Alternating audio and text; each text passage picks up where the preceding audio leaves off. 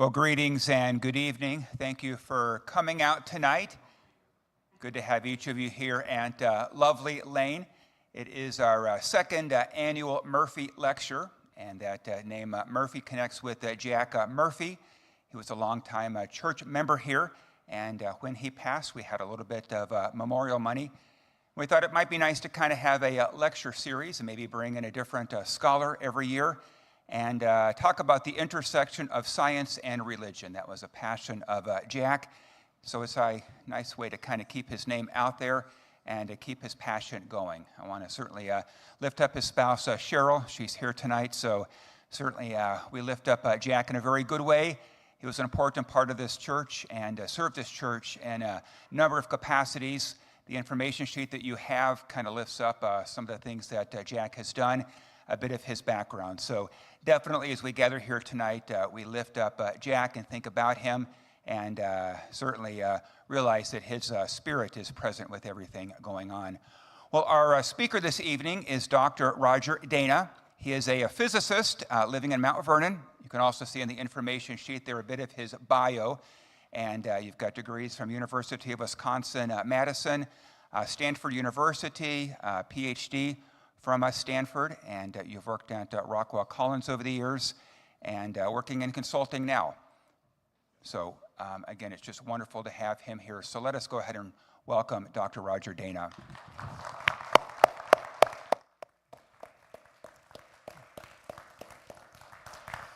And you can see the title of his presentation there, Journey from the Bell Curve to the Big Bang. Just the title itself is quite impressive. So.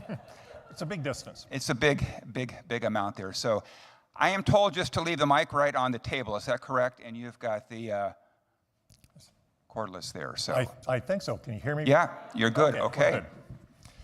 I actually was, the last 15 years of my career as an employee were at Collins, where I worked in the Advanced Technology Center, for those who are familiar with that. Somewhere around 2017, I started to think about all the anti-science crescendo that was happening, and this is going to work too well. There we go. The introduction.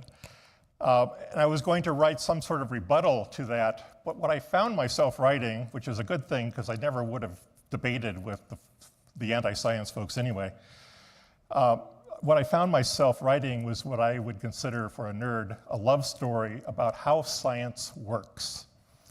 And that's what one of the things that we're going to talk about today is how science works as information and discoveries build on each other in a pyramid, and somebody sitting near the top sometimes comes up with brilliant advances. I'm going to describe one of those in particular. My increment to knowledge was kind of small, but it did get me a Ph.D. So I can't read sideways. So what I'm going to do is describe a journey from the very foundational bell curve to God's creation of our universe, which is normally called the Big Bang. And the Big Bang is a bit of a misnomer. Bang implies noise, sound that you hear with your ears. There is no noise in space, despite what Hollywood would want you to believe. There is, however, a lot of matter in space and a lot of radiation. But we're going to start with the bell curve, which I need to change slides. What I'm going to show you is this box. It's called a Gault board, and it's a demonstration of something called the central limit theorem. So let me describe that a little bit. Back in 1738 or so, a French mathematician proposed what is called now the central limit theorem. But what he was talking about were things like flipping a coin that's fair 100 times and counting how many times it came up heads. And that is actually described by what's called a binomial distribution. But his conjecture was if all those flips are uncorrelated one from another and it's a fair coin, on the average it could come up with 50 heads, but it's going to vary around that by quite a bit, actually, from maybe 45 to 55 or something on that order. And he quantified how that variation was going. So if you're doing a coin flipping exercise, you could actually see that he predicted what the probabilities are that it will come up 45, 46, 47, or any of those numbers. It's tiny to come up with 0 heads if it's a fair coin, or 100 heads. But most of them are right around the average, which is 50. Later, in about 1809, Carl Gauss, another very famous mathematician, wrote down the curve that describes the bell curve. It's also called the Gaussian distribution. It's also called the normal distribution. And I'm probably going to use all 3 of those terms. They all mean exactly the same thing. And on the title page, there was a bell curve around the title on one side and the Big Bang picture on the other. And we're going to get to the Big Bang picture in a while at the end of the talk. It's actually my pastor, who was an English major of all things, who suggested I actually put the curve on the title slide. Now, we're going to do a demonstration of the central limit theorem and the normal distribution. And this is the Galt board, which I'm going to flip over for a moment and let all the balls, there's 3,000 balls in there that are going to come down through the orifice, not one at a time, but I'm going to describe what it might have done if it's one, in a bunch, a flow, and they're going to hit all these pins. There's 12 rows of pins, and at each pin, if there's a single ball, it's either going to go right or left. And if you say right is +1 and left is -1, then when it gets to the bottom, it theoretically could have a number of -12 versus or +12, but almost all the balls could end up around the middle. But the fact that it is a stream of balls rather than one at a time, the balls are going to bump into each other. It's going to further randomize that, and what you're going to see is not an integer number of spaces that it's going to come into, but a distribution, and it's the normal distribution. The curve on this, I'll turn it over now, is the normal distribution that these balls should follow. And each time you're going to see a little bit different distribution of them in those bins. Like that. So that is very close to a normal distribution, but there's some fluctuation about that in terms of the number of balls in a bin. And one experiment, if you'll call one rotation of this up and back down again, is going to have that kind of variation in it. But it is one of the annoying, mathematically true parts of statistics that I have to do a lot of averaging to get that variation about the curve to then fall on exactly on the curve. So if I did it 4 times, and I counted all the balls, I mean, there's 3,000 balls in there, and each bin has its number, and I got to count them, and they're small. It takes me a while, but I do that and record what each bin has, do it again, do it 4 times, let's say, and average that. Then the variation of each of the bins and the average from that idealized curve would go down by a factor of 2, not 4. If I do it 9 times, that variation will go down by a factor of 3. And if I do it 16 times, it'll go down by a factor of 4. And that confronts everybody who has ever done a simulation or an experiment involving random processes, that you get an answer that's going to be a fluctuation about the true answer, if there is one, and you have to do it multiple times. Which sometimes program managers don't fully understand why I'm running the computer 24 hours a day and still not getting the results that they want. Anyway.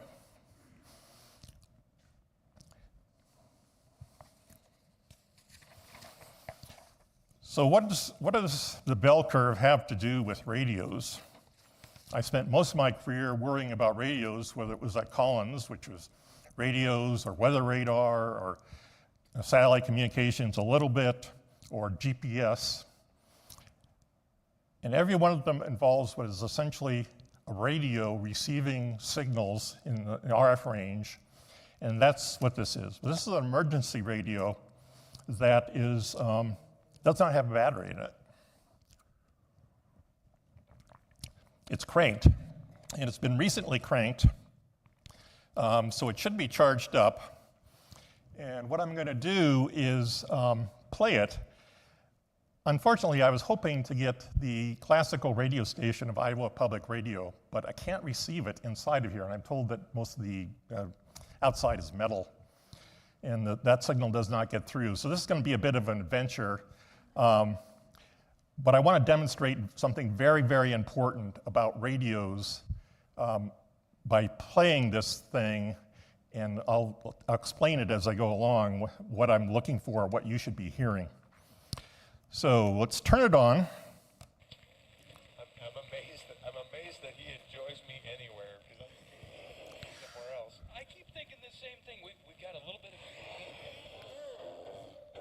First time I've ever seen one. We'll probably just warm enough to have bug life around here. Foul ball off to the left. It's 1 and 2. Is this on? We do not have, of all the things that we may or may not So like or dislike that's a about baseball Banks game. I press think it's a box. University of Hopefully Iowa a new one baseball. coming soon.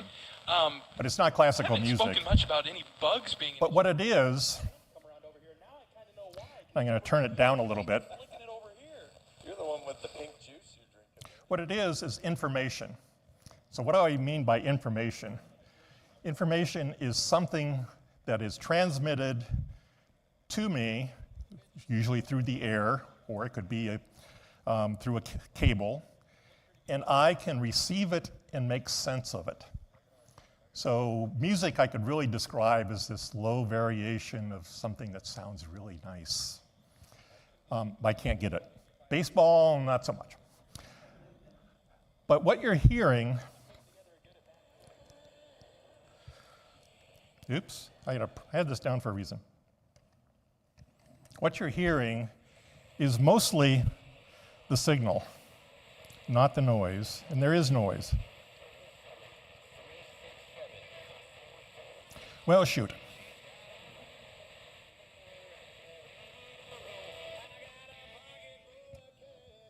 So there's some other music. There hasn't been any good modern music since the Beatles broke up, which tells you my age. Right now we're getting a strong signal and you don't hear noise, but there is noise there. You just do not perceive it. It is always there in a radio, and I'm going to demonstrate that. So think of my hands as denoting power. So here's the signal powder coming into my radio from the radio station, and down here is the noise and power, and there's quite a distance in power between where the signal is and its modulation and where the noise is. And I don't perceive it, but it's there. And if I just turn up and down the volume, I'm changing both of those things up and down. But one of the reasons why I don't hear the noise is that there's something called an automatic gain control circuit in here, which keeps the total signal plus noise in the dynamic range of the speaker. So if I get a really loud sound or something, it doesn't blow out the speaker. And any signal that comes into that, it varies that. If it's just noise way down here, then it's going to be mostly the signal, and it puts it in the dynamic range, it's called, of the speaker. If I turn the volume down, I'm just moving them both down in unison. But if I tune the radio away from the radio station, then you're going to start to hear the signal and noise. And what's happened is the signal has gone down, the noise is still at the same place, and then the automatic gain control brings them both up so that they're in the sum of those is in the dynamic range of the speaker. So let's see if I can do that.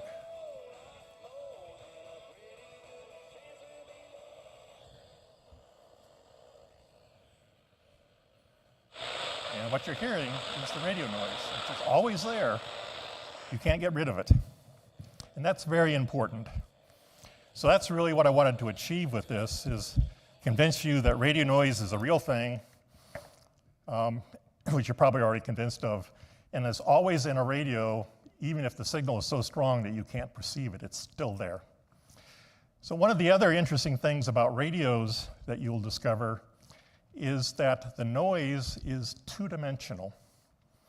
And usually we call and I kind of represented that on the slide, which is no longer here.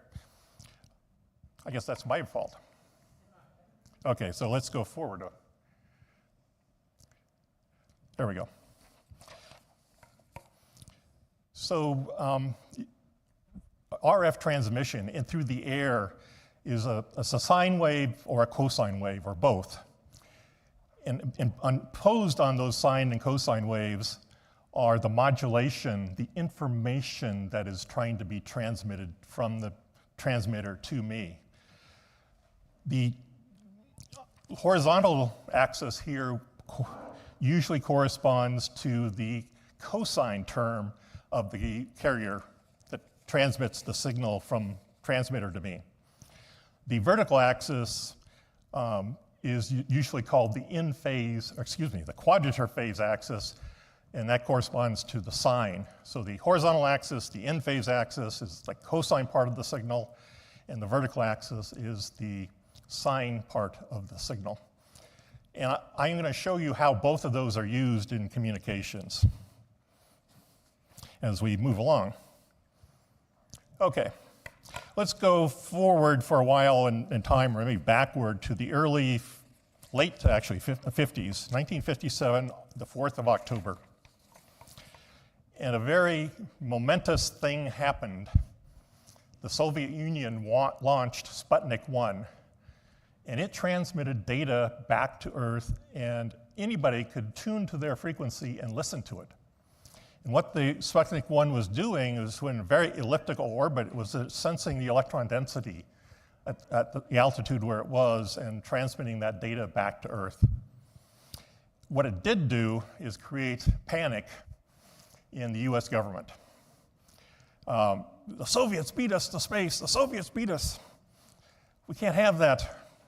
And so that brought about a lot of investment in science, technology, engineering, math, in universities, in labs, and various places to help us get into space and not let the Russians beat us in technology. To actually convince maybe Congress and the public that this is a worthwhile exercise of having things in space, in 1960 was launched what was called Echo 1, and it was a huge mylar balloon that was compacted, put on a rocket, and was set up in their space, and then it was inflated. It doesn't take a whole lot of atmosphere to inflate it up where this was. And so it was a big mylar balloon, 100 feet in diameter, and if you look very closely, there's actually a car at the bottom of that to give you the sense of the size of this thing. In orbit now, then there was going to do what was going to use this thing once. I'm not sure it was ever used more than once. What was going to happen, what did happen, was President Eisenhower, who was the president still in 1960, went out to California to the Jet Propulsion Lab, which is run by Caltech in Pasadena, California. And he was going to give a short speech from there. That speech was going to be transmitted up to Echo 1 and then come back down. Some of the reflection would go back down to a receiver antenna at Bell Labs in New Jersey. And he actually did that. It was very sexy, if you will, but it was not science. But it did show that space could be used to transmit signals from coast to coast. And those with imagination could say it could be used to transmit signals around the world. It could be used to explore our solar system. Like we could go to the moon, or we could go to Mars and see what happens when we do, see what Mars looks like, for example. So the next stage of this progression was Mariner 4, which was launched in November of 1964 by NASA. Mariner 4 implies there was a Mariner 1, 2, and 3. All three of those failed in one way or another to perform the mission. Mariner 4 made it to Mars, and it transmitted back pictures and a lot of other data taken by its sensors to Earth. Now, at its closest approach, Mars is 36 million miles away. That's a heck of a distance for a radio signal to propagate. More than that, it's sitting on a satellite, the transmitter is, and this particular satellite had a total of 310 watts of power to power everything on the satellite. That includes the sensors, the camera, the communication system, and the overhead of running all that together and making sure it works. And also, the satellite needed to know how it's oriented in space, so it would know that Mars was that way and Earth was over there, or that way, maybe close together. No, they weren't close together in the line. They were, you're in Mars and Earth is there and Mars is there. So the satellite needs to know its orientation in space in order to point, if it has anything to point at Mars for the camera, to point at Earth for the transmission of its signal. Now, it would have been fun to sit into the first design reviews of this satellite. Excuse me. Because they have 310 watts to divvy out to everything on the satellite that needs it. And I imagine there was a lot of whining and complaining, particularly about the comm guys. We can't do it with 1/3 of 310 watts. We get about 100 watts, and when that all goes through all the things that happen with the communication system, what comes out of the antenna towards Earth is maybe 25 watts. A very small light bulb, 36 million miles away. So how do you actually get that data from the satellite down to Earth? Well, there's a couple of ways of doing that. And it's going to use both. I guess I haven't logged through this thing. Okay. There we go. So pretend that microphone, that vertical one, is an antenna over here by the piano. And I have an antenna. This is my antenna. See, I'm a theoretical physicist. This can be an antenna. It doesn't have to be a physical thing. And I'm going to walk up to this antenna at some distance away from it. I take my antenna and I measure the energy over a period of time, divide that two, and figure out how much power I'm getting, or energy is useful then too, at some distance. Let's say it's this one. So I aim it there, and I get a number for the power or the energy over a period of time, and I write it down. And then I go twice the distance. I do the same thing. Get an answer, I write it down. That doesn't look right. I'm an engineer now, so I shake the antenna, do it again, get the same answer. Here, at twice the distance than it was there, I get 1/4 the power. Now I go out just to make sure that ugly result is reproducible and I know what it is, and I do it at 3 times the distance, and the power is 1/9 of what I got over there. So the power, or the energy in a unit time over a period of time, drops off as the distance squared. Not the distance, but the distance squared. And I've got to go 36 million miles with that information. How do I capture it? Well, 2 things I can do. One is I can build a big antenna. So much bigger than my little antenna. This thing that I pictured there is 230 feet in diameter. It's huge. It's probably the biggest antenna that you could actually physically support and point it somewhere without it wobbling or getting blown over in the wind. 230-meter diameter antenna. That gets me part of the way to the answer that I need, that I'm going to have error-free data coming from the satellite that I can then process and get the pictures nice and the data right. So I got to do something else. And what I have to do is be very clever. And this is the start of the very clever result that I'm going to talk about at the end of this part of the journey. So how does information get passed from one place to another through the air. Come on. There we go. Well, I have some modulation period over which I'm going to transmit something, and I'm going to choose to transmit a bit, one bit, which is either a 0 or a 1. And before this, before I try to demodulate this, there's some information that is transmitted that allows me to recognize what the phase of the signal is, so I can rotate all that signal, which is going to be just along one axis, into my in-phase axis. So that's operating, and then I start to get the voltages that represent the data. And by convention, if the voltage is positive, I call that a 0. And if it's negative, I call that a 1. So how do I get errors out of this? Well, I also have noise. And what I'm actually capturing is not the signal, but it's the signal plus the noise. And if I have gone 36 million miles, my signal is going to be fairly weak. So now imagine that the noise is just a little bit bigger than the signal voltage, but they add together. And if the noise voltage has the opposite sign as the signal, it'll flip the answer to the other side of the 0 point, and it'll demodulate incorrectly.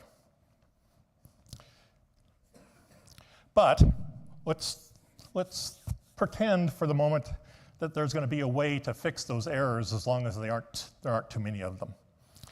And I've still got all this data coming from the sensor guys, and I need to maybe think about transmitting more than 1 bit per modulation period. And that is illustrated on the next slide. So there's the in-phase coordinate and there's the quadrature phase coordinate. They're orthogonal, and I can think of now transmitting 2 bits, which has 4 different states to it. And one way I can do this is say the x-axis, or the in-phase axis, is one of the bits, and I just ask whether it's positive or negative, and then the vertical axis is the same. I ask if it's positive or negative, and I get 2 bits. But I can also think of forming a vector out of those 2 voltages, one from the in-phase and one from the quadrature phase, and in this plane, this 2-dimensional plane, it'll point at one of those 4 points, if all goes well. And I pick the point that it's pointing to, and I number these possibilities above there, 1 through 4, not necessarily linearly down. And if I'm pointing to one of the points that corresponds to 3, then I say the transmitted bits were 1 and a 0. And now I've got 2 bits at one time. Well, says the engineer unknowingly, I can do 3 bits. I'm going to put 8 positions on the unit circle. And I keep forgetting to cue you into this. There we go. 3 bits, 8 positions. I can draw a circle, and I can put 8 positions on that. I construct the vector. I point to one of those positions, and that gives me one of those sequences of 3 bits. And there's a relationship between the transmitted bits and which all those 8 states. It's not necessarily 1 to 8. It's done a little more cleverly than that.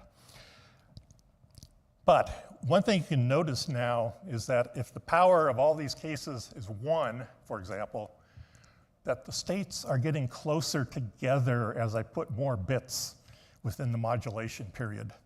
And so it's more likely that noise is going to move that vector from where it should be to maybe a nearest neighbor.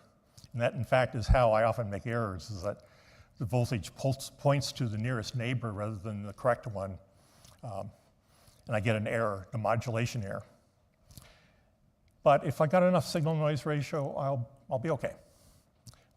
But, says the bright young engineer, somewhat clueless, I can do 4 bits. And now I pack together in a square kind of an array the 16 states that corresponds to 4 bits. And I construct the voltage from the I and the Q channels, which is shorthand for the in-phase and quadrature phase. And I find out which one of those states it most closely points to. But now, the way I'm doing things, not only the angle of that vector I construct, but also the magnitude is important. So there's even more opportunity for noise to create errors. But okay, somehow I'm going to find enough signal, and I can just keep going. But then the young, maybe woman engineer who generally isn't listened to in the back of the room says, guys, there's a limit to this.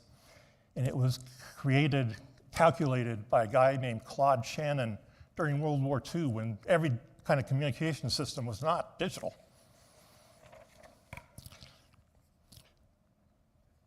So Claude is on the picture at the right, and he wrote during World War II, he was at Bell Labs and afterwards also, and he just had time to think. That's one of the things that Bell Labs did very well, is to allow their engineers and researchers to think. And he started to imagine communications as not being analog voice kind of modulation, but rather digital, zeros and ones. And in fact, I believe that he is the person that coined the word bit to describe something that is either a 0 or a 1. That's 1 bit. He originally did that. Then in 1948, he published a paper. I actually have a copy of it here. It's about 50 pages long. It is, for me, the most beautiful technical paper I've ever read. And what do I mean by that? Well, as you go through this, the mathematics is not complex. Yeah, I understand that. Yeah, I understand that. Yeah, I understand that. Yeah, got that. Oh, wait. Then all of a sudden, this result pops out. I never would have guessed that. And that result is plotted in the next plot, and it's called the Shannon limit. Well, come on. There we go. So on the plot on the left, which I'm going to have to explain a little bit, or quite a bit actually, is the blue line is the Shannon limit. So let's go to the horizontal or the axis or the abscissa, and it's a plot of the logarithm of the signal-noise ratio in decibels. For those who aren't familiar with decibels, I bet there's only 2 or 3, but I'll explain it anyway. You take a ratio. So the ratio we're going to do is the energy over the modulation period, signal energy, and divide that by the noise energy in that same period of time. Then we're going to take the log 10 of that ratio and then multiply the result by 10. Now the signal energy and the noise energy are the same. That ratio is 1. The logarithm of 1 is 0. I multiply 0 by 10, I still get 0. And that's what 0 on that axis is, where the signal energy and the noise energy are the same. If the signal is 10 times the power ratio of the noise, or the energy ratio, then that ratio is 10. I take the logarithm, that's 1. I multiply by 10, I get 10. So the 10 on that axis is where the signal power or energy is 10 times that of the noise in the period of time over which I'm going to choose the bits, what the bits are. Of course, then 20 dB corresponds to a factor of 100, a ratio of 100 for those two. I take the log 10 logarithm of 100, I get 2, I multiply by 10, and that's 20. So a lot of people use decibels besides engineers. I had to learn what that was when I first started work out of graduate school. I had no idea what a decibel was. And I was working with, started work with Hughes Aircraft Company, and they talked decibels. What's a decibel? I can't admit it, I don't know what that is. I quickly learned. So that was one of my first experiences learning in industry, is what the heck a decibel was. Okay.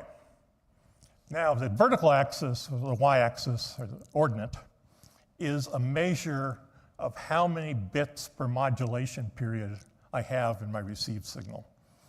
So the way this is defined, it's also defined, it's a ratio also of number of bits, or the bandwidth of those bits divided by the bandwidth of the modulation. And when I have just 1 bit, that would correspond to the vertical axis being 1/2. If I have 2 bits, that would correspond to the vertical axis being 1, which is right in the middle, 10 to the 0, and so forth as I go up into a number of bits I transmit at one time. Now, this is only partway through the paper. what's even more fantastic than that curve is what it really means. And he goes on, Shannon goes on to prove this. And I'll repeat the proof that he derives probably a couple times because it's so amazing. What he proves is that if you're operating below that blue line in terms of signal-noise ratio versus number of bits at one time, then there must exist an algorithm by which you can take the demodulation error rate, correct the errors down to an arbitrarily small value. The value that you end at is proportional in some way to the complexity of the algorithm. So the farther down you want to go in terms of the error rate out of the error correction process is a function of how complex that algorithm is.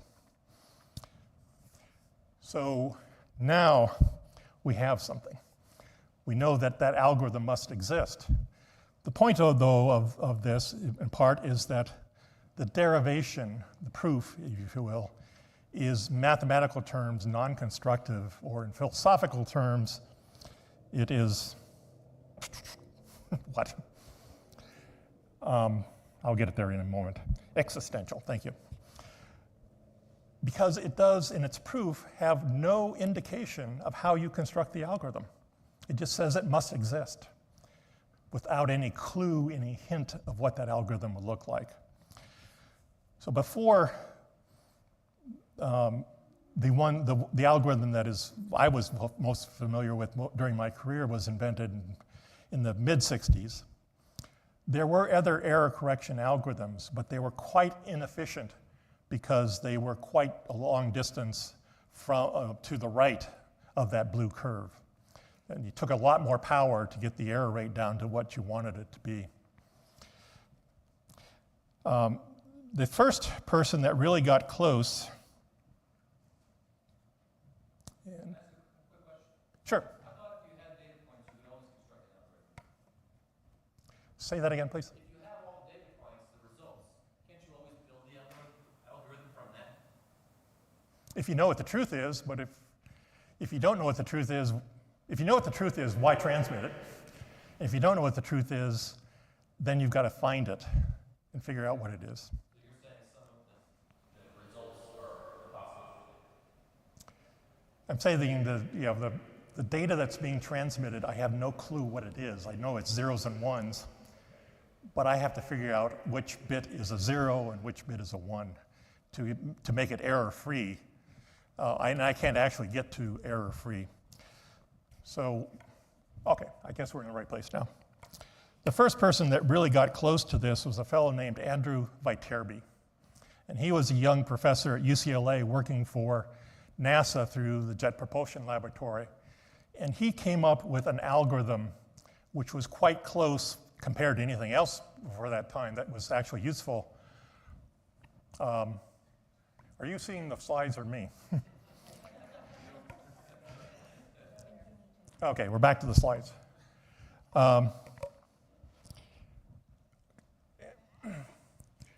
So we're one ahead, but don't mind that. The one to the right is the Viterbi decoder. That was published in 1967, but I suspect it had already been put together by the time of Mariner 4 and was actually used on Mariner 4, but I'm not absolutely sure of that. Viterbi decoding works in the following manner in terms of an estimate of how well it does. If the demodulation error rate is 20%, 1 out of 20, or 1 out of 5, excuse me, 5%, not 20%. If it's 5%, 1 out of 20 of the demodulated bits are in error, then it can take error correct down to an error rate of less than 10 to the minus 5. So 1 bit in 100,000 are now in error after the error correction algorithm than it was out of the demodulator. So how do you do that? Well, there's redundancy that's put into the signal. So usually Viterbi algorithm is a rate 1/2, which means I take 1 data bit in from the sensors and things, and I create 2 output bits, and I transmit the 2 output bits. So you ask, well, Jay, why don't you just repeat? So okay, let's consider repeating a bit twice. and I get the two received bits, and I know they're the same bit transmitted, and they're both the same, I'm good. But what if they're different? Do I really know which one is right? And the answer is probably not. So that straightforward redundancy doesn't work. But the way the redundancy is created that does work is through what's called a convolutional encoder. And what a convolutional encoder does is that over a period of received 8 bits, not all possible sequences of zeros and ones are possible. It's a smaller number that are possible. And so I can take, and this is a simplified way of describing it, I can take what I receive, I can compare it to all the possibilities, which is no longer 256 or whatever 2 to the 8th is. And I compare it, and I find the closest match, and I discover, well, mine sequence has 1 bit that's different. I flip that, and now I've corrected an error. And I keep doing that for the next sequence of stepping over 1 bit in the next sequence of 8, step over 1 bit and do it again, do it again, do it again. The implementation is a lot more complicated than that, but that's kind of the basic idea, is I prevent every possible sequence of being transmitted, and then from that smaller set, I look at what I had and which one is closest. That does bring up the problem if I have 2 bits over that 8-bit period that are in error, and that's where it starts to fail. Okay. Now there's 3 different error detection decoders on this slide. From 1967 or so until 1993, Viterbi was the king of the error correction world. But in 1993, some French researchers invented something they call turbo code and turbo decoding. And turbo decoding in many ways is very much like Viterbi decoding, but once I've done one of the error corrections, I do it again and I iterate. And by that process, I can get the error rate quite a bit lower. So the ideal turbo decode can have a 10% demodulation error rate, and I can get the decoded or the error correction error rate down to 10 to the minus 8. Much better than the Viterbi decoder was. And so everybody was going to use that, but these very bright researchers that invented the turbo code also were very bright, and they patented the algorithm. So not everybody could just implement it, and then they asked, well, what do I do? Pay by the bit that's corrected or whatever? And they didn't necessarily want to pay the patent costs to those researchers. And so they started to look for another algorithm that might be laying around, and there happened to be one. So, one more. Back in 1960, a very bright MIT graduate student called Robert Gallagher invented an algorithm called low-density parity check, or more fondly referred to as LDPC. And LDPC has the same kind of error characteristics as turbo decoding. If you get the demodulation error rate below 10%, the output corrected error rate is 10 to the minus 8 or smaller. The problem with it is it's very numerically intensive. And in 1960, there is no way, even using a mainframe supercomputer kind of a computer, that LDPC algorithm could keep up with even a modest error bit rate coming down from a satellite, for example. It was too slow, it was too numerically intensive. So great invention, put up on the shelf and forgotten for quite a while. And then in 1993, somebody discovered it again and said, now we have the computing horsepower to actually use it. And it became quite popular. It's used now in a number of new satellite systems, but it's also used in one of these. And this thing, if you call it a computer, has way more computing horsepower and a hell of a lot more memory than did the supercomputer on which I created a program in the mid-70s at NASA that was essentially my Ph.D. dissertation. This thing is more powerful by a lot. than that supercomputer. So the 5G states are now those magenta points that I plotted up there. And cell tower owners love it. They love it. And the reason is they can transmit to my phone just enough power to put my signal noise ratio to the right side of the Shannon limit, and then all the work is done by my phone. And all the horsepower to do the demodulation or do the error correction decoding. So it was a very neat advancement for technology. It's pretty much the error correction coding algorithm now, and that phone can decode this thing, LDPC. So we're going to go into the last segment of our journey, but before we go there, I want to step aside for a moment and talk about what I am labeling the theology of cosmology. And excuse me for a moment. Before the early 1960s, I mean 1964 or earlier, there were two camps in the cosmology world. Camp one was that the universe is in steady state, and I'll explain how that happens in a moment. Camp two was there was a moment of creation called the Big Bang, and the universe expanded from that point, and at 13.8 billion years later, we're here. Which one is right? And at that point, any observations didn't really distinguish between those two models, steady state or Big Bang. The steady state is one that's hard to get your mind around, and I'll explain why. What you need to sustain a steady state is the formation of helium atoms every once in a while throughout the universe.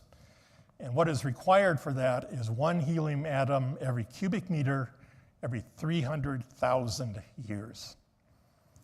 So that's not a particularly good project for a graduate student to try to observe that creation.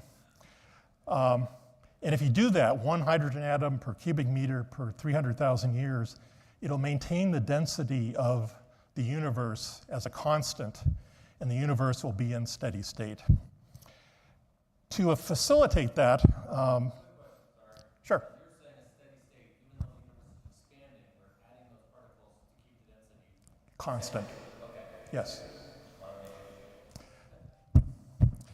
So the problem with that steady state model is twofold, or maybe more than twofold. First, if you're God-centric, you would like a moment of creation, and it does not have one. But even worse than that, it has been going on. It not only will go on forever, but it has been going on forever. Which brings up a question. Well, why are we at this particular time and place? If the universe has been going on forever, why weren't we back there or forward in time? So there's a conceptual problem that I have with it. But then I also had a conceptual problem when I first heard about this, is this one hydrogen atom popping up in every cubic meter every 300,000 years. Where does that come from? But then, okay, Dana, is that any different than having all the matter and energy in the universe popping up at one time in one place and then expanding? And the answer is, well, maybe not. So, but again, at this time that we're talking about, in the late, from the 30s to the 50s or whatever, Hubble, excuse me, a little bit of history. Edwin Hubble was the one that discovered that the universe was expanding. And that happened in the 30s, I believe. Einstein's equation of general relativity did not allow a steady state solution. But if you add a constant to that equation, it does allow a steady state solution, which Einstein later referred to as the worst mistake of his life. But the other solutions that are time varying and start at a point were developed independently by two fellows called Friedman and Lamontre. And Lamontre was a Catholic priest who loved math. And it turns out that if you're going to do a calculation from the equation of general relativity, it involves a lot of very complicated, tedious math. You got to really love it to do those kinds of calculations. I took one course in cosmology, actually not in cosmology, in general relativity, and it was a tough course. I did also take one course in cosmology taught by my thesis advisor, and a good graduate student never misses a course taught by his thesis advisor. Okay, so now with that idea that before what we're going to talk about, there was no real measurements that distinguished between these two models, the steady state model or the Big Bang model. But we're also going to ask the question, if I can get back to the slides, how can I get to the right on this curve? And there's two ways of doing that. I can increase this transmitted energy, which is a non-starter, particularly on a satellite, or I can reduce the denominator, the noise power, and that'll move me to the right, and I can transmit more bits for modulation period if I can move it to the right. So how do you do that? Well, two guys at Bell Labs happened to have a huge antenna sitting in their backyard. That was from the Echo 1 program in 1960, and this is now work that is going to be in 1964. So it's 4 years old, it's been sitting in the backyard, but it's exactly the right kind of antenna to measure the following. And the question that they're asking is, I know there are regions of the sky where there are no known radio frequency emitters. If I point my antenna in that direction, can I measure nothing? Well, I got the thermal noise just because it's at room temperature. So if I take the receiver and I put it in liquid helium, which is going to be about 4 degrees Kelvin from absolute zero, then I'm going to control and I know precisely what the noise will be at that temperature from the receiver, and I can subtract that out of my result. And so the way I get noise temperature from these kinds of calculations for the nerds in the crowd is I measure a spectrum. So I do various frequencies at the low end of a black body curve. I then fit the black body curve to that spectrum, which is a power law, and I calculate from that the temperature that corresponds to that spectrum. So I measured the spectrum, they measured the spectrum, and they're going to fit a power law to it, and they're going to get an answer that they should be able to subtract from that answer the temperature of the helium and get what is there in it. They're expecting maybe it's 0. Okay, why isn't it 0? Or what is it? Well, this antenna hadn't been used for 4 years, and one of the first things they noticed is that there's a flock of pigeons roosting inside the antenna. So you got to get rid of the pigeons because they all contribute to the received signal considerably, and that's not wanted. So these two guys, got on their overalls and they went into the antenna and they cleaned it out, shooed away the pigeons, and cleaned all the pigeon stuff and made it pristine. And then they discovered that not all the pigeons got the memo, and sadly some had to be exterminated so they could do these measurements. So then, as you can see from this antenna, it's on two things that rotate around. One is the horizontal, and they can turn this thing, point it any azimuth that they want, and then the antenna horn itself rotates. And so they can point this antenna anywhere in the sky that they want. And they know places where there should be no radio sources. They do that, they get a temperature and they subtract off the 4 degrees from the helium, and they get an excess temperature of 3.5 degrees. What's happening? Well, I suspect they really kind of knew what was happening, but I'm going to explain it a little bit in detail. And next slide shows a plot you probably see in the internet, and it's a 2-dimensional depiction of a 4-dimensional thing. To the far left is the Big Bang, and to the far right is 13.8 billion years later, which is where we are now. And what it is depicting is how the Big Bang evolves. And so it starts out as an incredibly hot gas of photons, because it's so hot that if some material, some mass, condenses out, it'll immediately get hit by a super energetic photon and be annihilated back into photons. So it's really a gas of photons, if you will. A little bit of mass condensing out that is immediately destroyed. The energy is conserved, but the mass is destroyed. E equals mc squared by that. Then as the universe expands, it cools.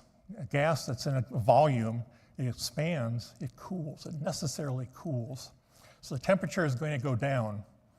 And at 375,000 years after the Big Bang event, the temperature has cooled to about 3,000 degrees Kelvin, which is the point where matter and electromagnetic energy decouple. The photons no longer have enough energy to annihilate anything they run into. And so now the photons are sent on their merry way, and they will propagate until somebody sticks up an antenna in their path and captures them. So with that brief explanation, the cosmologists from Princeton University were invited to come up to New Jersey, well, they're both in New Jersey, to the Bell Labs and see the data that these guys had corrected, Penzias and Wilson. And the guys that came from Princeton, the cosmologists, knew exactly what was being measured. The guys, it's still unclear whether the two guys at Bell Labs, even though one is a radio astronomer, knew precisely what was being measured. But they got together and they talked about it, and they wrote two papers for the Letters of Astrophysical Journal. The first letter by the Princeton guys is about 5 pages long. The second letter, which is the next one in the sequence, was 1.5 pages long, and simply described the data that Penzias and Wilson had recorded, the black body fit to that, the excess temperature, subtract off helium, and they're left with 3.5 degrees excess temperature. Now, in my cosmology class, my major professor had a problem for our edification.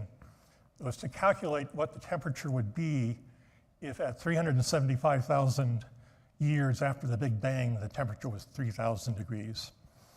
The universe is expanding, it's got to cool, but for photons, what's happening, the way it's cooling, is that it's redshifted. The photons are redshifted to lower frequencies.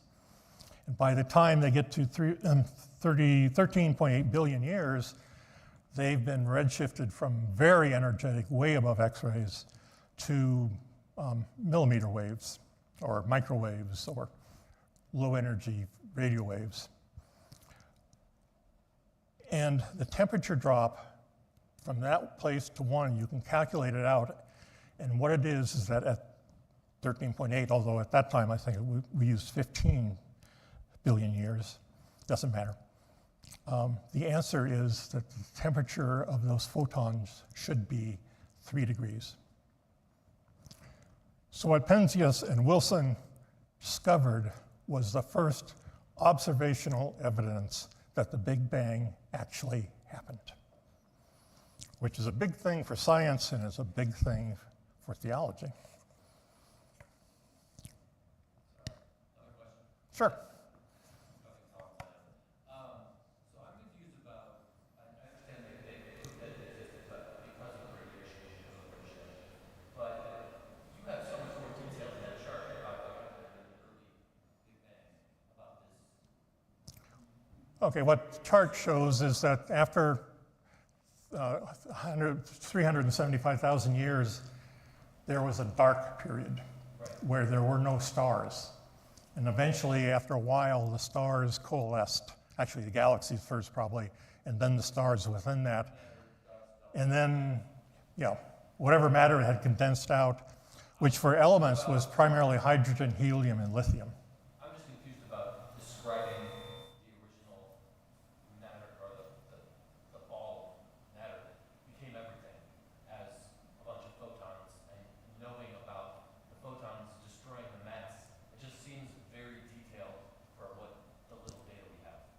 Well, the little data is right. We can't see back then. We can only see as far as 375,000 years. But we have very detailed understanding of particle physics. And it's that is used to deduce what must have happened in those early times, is the understanding of what particles do, what photons do, and how one can annihilate the other. So that's a theoretical calculation. Yes. Where's that photo taken at? In the backyard of Bell Labs In New Jersey. in New Jersey. Is that comparable to the one that we had at Cedar Rapids on Echo Hill? It could have been. I'm not sure it was the same size, but Well, it's twin 5-inch gun mounts for the horizontal and vertical rotation. So yeah, it could very well have been. And I never saw it. So. I went out to it when I was a kid. Okay. So Cedar Rapids had one too. Yeah, Echo Hill. Echo Hill, thank you. Out of town. Yes, that's the area. Okay, so in 1978, Penzias and Wilson were awarded the Nobel Prize for their measurement in their 1.5-page paper that said, what we're observing are the remnants of the Big Bang from about 375,000 years later from the Big Bang, where the temperature drops below 3 degrees. And then all those photons that are in existence at that time are free to go on their way. They propagate, they get redshifted, and they come to us as representing much lower frequencies, the microwave region corresponding to 3-degree background radiation. But there was a big problem with their results. Not that this wasn't the observation of the Big Bang, but the problem was that they and others made these same measurements, and wherever they pointed their antenna, they essentially got the same answer. So what that would imply was that the plasma in the universe, or the material, the energy, was uniformly distributed. Now, imagine me as a hydrogen atom going along, and I know that I suddenly have this sense that matter is uniformly distributed around me. So if I sum up the gravitational contribution from all of that, I get 0. And I just keep going on my merry way. But if it's clumpy and I have more over here than I have over there, then eventually I'll kind of divert and join the big clump. And then you can have the idea of forming galaxies and from that stars and so forth. But it can't be uniform in space. Never coalesced. Yeah, and then we wouldn't be here to ask the question, where did we come from? Yeah. Next. One more. There we go. Just to get the dates right, I'm going to go to the right page. In 1989, NASA then took one of the antennas that you saw, miniaturized it, put it on a satellite, sent it up to space, and allowed that telescope to look in all directions. So these maps are kind of oval things, and that's because they're measured in the funny units that astronomers use. There's an azimuth angle that goes 360 degrees around the circle, all the way around. But then there's an elevation angle that goes from 90 degrees to minus 90 degrees. So the vertical axis is half the length of the horizontal axis. And once the data were down and a whole bunch of data processing was done, this image on the left was formed. And the variation between the blue areas and the red areas is about 1 part in 100,000. But it's clumpy. It's clumpy. We can exist. We can ask the question, where did we come from? Why are we here? The two principal investigators of this were John Mather of NASA and George Smoot of the University of California, Berkeley, and a whole bunch of minions down below them doing the work that created the image, were awarded the Nobel Prize in 2006 for this image on the left. Later, the European Space Agency set up a satellite in 2013 and with much better resolution and created the image on the right, which has much more detail, much more structure to it. So it's much more pleasing to the fact that the universe was clumpy at the time of the Big Bang. Now, I remember in 1989, I still lived in California, and I remember an interview with one of the minions that created the image on the left. And the only thing I remember from that interview was he said, it's like seeing the hand of God. Because I'm not sure he was at all religious. Most scientists, most physicists are not, or astronomers. But this was seeing how creation happened, that it had this clumpiness to there. So out of that clumpiness could coalesce into galaxies, and then galaxies to planets, stars, and then planets, and then eventually us, to ask the question, where did we come from?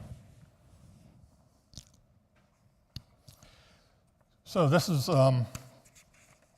sort of the end of my journey. I do want to summarize like any good talk.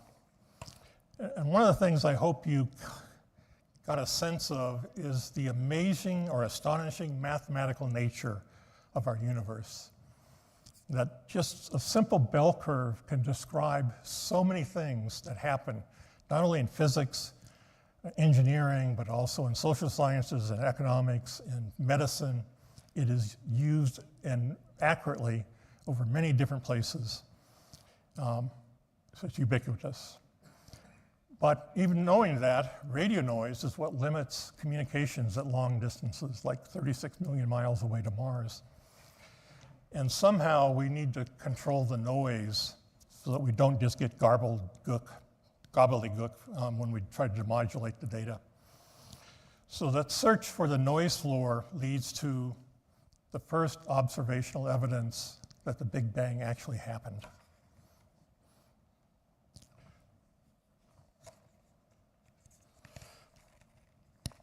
But what I also hope you kind of got a feeling for is that science is built on the discoveries and deep understanding of underlying principles. Shannon didn't quite work in a vacuum. He knew that radio noise was followed by a bell curve and that there were two components to it.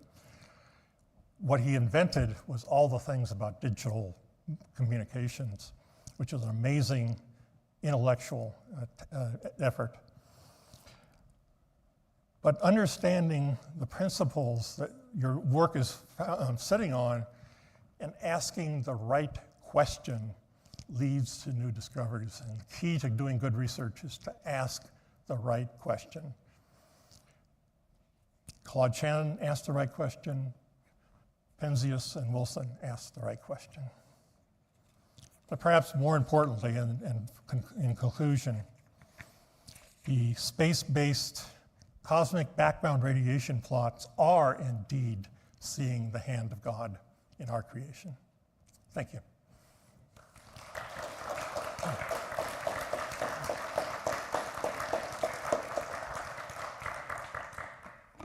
That was wonderful. Thank you. Really gets our head spinning and does bring us back around to faith, and that's good.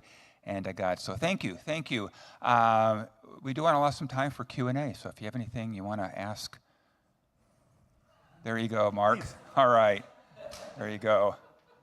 All right. Let it out there. Okay, so you said that the noise floor becomes a problem at distances like Mars, but we must have found a way around it because we've got Mars rover out there sending signals all the time. Yes. We've got satellites that fly past Jupiter and give us detailed information. So how is that working? Low density parity check, LDPC. Very, very powerful error correction. So we don't need perfect demodulation. We can correct errors. Just takes a computer to do it. By using the bell-shaped curve. Yes, That's the basis of error elimination. yes, Running the same bell-shaped curve, eliminating error, being closest to your target that you want. That's how you eliminate the noise. yes. It's brilliant. I mean, Yeah. the connection between the bell-shaped curve, that's a good one. Indeed. Questions? Myrna.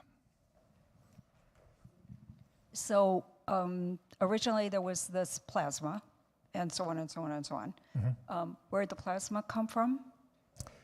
So that's the act of creation. At least our view, the Christian view, that there was an act of creation, and it was where that came from.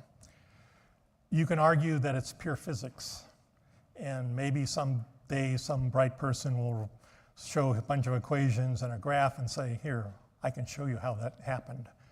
But until that happens, or maybe even after it happens, I still have the sense that there is something beyond us, that God is the creator of the universe, and we are part of his universe.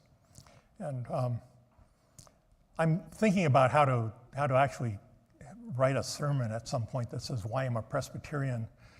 But it's going to start off with a little kid in Ketchikan, Alaska, looking up at the sky and seeing the Milky Way. On the few days a year where there's actually not rain and clouds. And I was so impressed by that I sort of knew at that point there was something beyond myself. So that's what I believe. That has matured into the God of Reformed theology or Presbyterianism. Let's get a mic. Okay. Do you believe there's more than one universe? That's a tough question for pure theologists, and I've gotten called out on that. But if you look at some of the string theory things now and some of the very exotic things that are going on now that are trying to unite quantum mechanics and general relativity, and that you have the possibility that there are many universes and ours just happens to be one we're in. But it also happens to be a very, what's called anthropic universe. There's very distinct ratios between strength of gravity, electromagnetism, the strong and nuclear forces in the atom, and all those things have very specific ratios that are necessary for us to be here. If the ratios were different, then we probably never would have evolved to the point that we're at. So it is a very special universe, and that was recognized very early on in the development of quantum mechanics, that researchers say, this is a very special place, and it indeed is. One number I've heard, and I've actually done some demonstration of that, is that the probability that we're in this universe rather than some other one that wouldn't support life, it's like 1 in 10 to the 500. So maybe there's that many universes that were created, and we're, of course, in the one that supports life and us. But maybe it's just uniquely created to be the place where we can be, where we can, 13.8 billion years later, once have the freedom to not have to go out and hunt and gather food and think about where we came from and what created us. Question here, Joe. Could you expand a little bit more on how you understand theology in relation to all of this? I heard what you said, but I wondered if you could expand a little bit. Sure. So I'm a Reformed United Presbyterian, or actually Presbyterian Church in USA.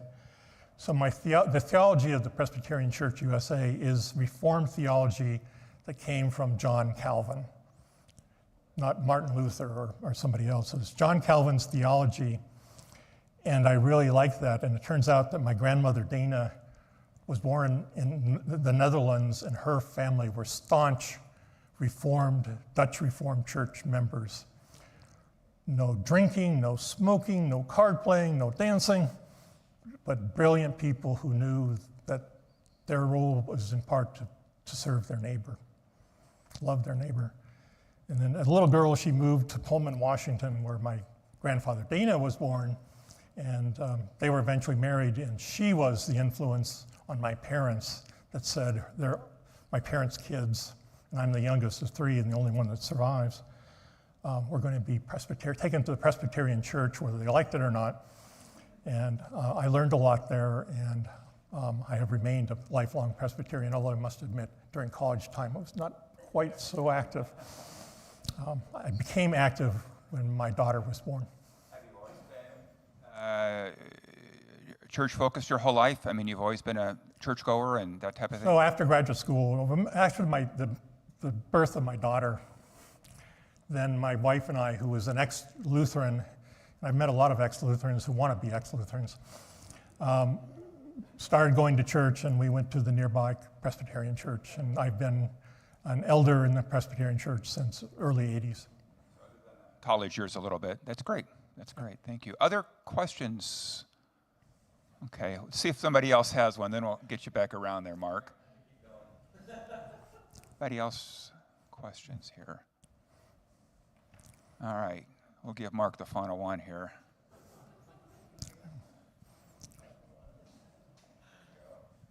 I was just wondering if the radiation measurements were at all related to the theories of dark matter and dark energy, or if that came later from the movements of galaxies? Much, much later. That's a fairly recent invention, or it hasn't yet been proved one way or another, but it is there because the universe now seems to be expanding beyond what just the normal expansion was. The expansion is accelerating. That's not definitive yet, but it appears to be what's happening. And some people are trying to imagine, well, what could happen? But let me go back to my graduate years in mid-70s. At that point, there were two universes of the Big Bang variety. There was an open universe where it expanded forever, and there was a closed universe where there was enough matter to eventually collapse back, and so there would be the big crunch, which may have created another Big Bang, which is a steady state solution in some sense. And the question is it open or closed? And that was an open question in the mid-70s. Now it appears there's way more matter than we ever thought there could be, just based on orbital mechanics of things that don't seem to follow Newtonian mechanics, or even the general relativity. So there appears to be a lot more matter in the universe than we have accounted for. And it's very odd matter, different than regular matter that we're used to, because it's repulsive and it's causing this expansion to accelerate. So the Webb telescope is the latest and greatest thing, and they're looking back almost to the Big Bang in distance, so they can see that far, and they're seeing odd things. And so I see physicists having another 50-year career trying to figure out what they're seeing. Okay. Given that we get past the current administration. This is a nuclear pharmacist asking a question here, so. So we just circled the moon, haven't been up there for years. And our goal is to then land again and try to establish people living there, spending billions of dollars. Yes. Doing that, and we have these other issues at home. From a universal type thing, what value are we seeking from that, do you think? That's a good question. And the space race in the 60s was a tremendous impetus to technology. And that technology produces a lot of good things like MRIs and CAT scans and all those kinds of things that are made possible by the technology that was developed for the first space race. But it was very expensive. And so the question is, could that money been spent better elsewhere? And I can't really answer that question, but I suspect that now in the present climate, the reasons for going around the moon are not science. They're to establish the US as the owner of the moon. And whatever science happens, okay, that's good, but it's secondary. In which case, the money is pretty much wasted, in my view. We've been to the moon. What we can do, again, if you so choose, is to send more robots to the moon, explore the whole thing. And robots are a whole lot easier to get there because you don't have to bring them back than anything else. And we know how to do that, and we do it very well. So why put men or women in danger of their lives to do something that a robot can do better? Dana's opinion alone. But I think the time of space exploration should pause, and let's focus on health and other things that are more pressing. All right, let's thank Dr. Dana again.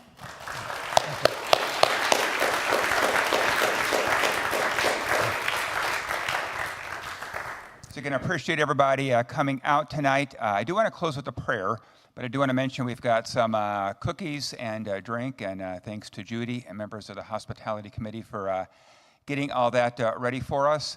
And Cheryl, I was kind of thinking about Jack tonight too. I could just kind of feel his presence in here, and he'd be up there asking a few questions too. So that's really good. So I'm going to close with prayer and then let everybody get some goodies and carry on with the night. But again, thank you to Roger for coming out. So let us pray. Mighty God, it's been great to be here tonight and to kind of have this Murphy lecture and to challenge us. Thank you for Roger's presence. He certainly got us thinking about the science and how it fits into the world of theology and how you, God, are part of everything going on. And might we keep asking good questions? Might we keep challenging ourselves and challenging others and to see the good that we can do to be the best people that we can be. Again, God, thank you for this time together. And again, the spirit of Jack, too, being in this space. In Christ's name, amen. Again, blessings on the rest of the week. Thanks for coming out.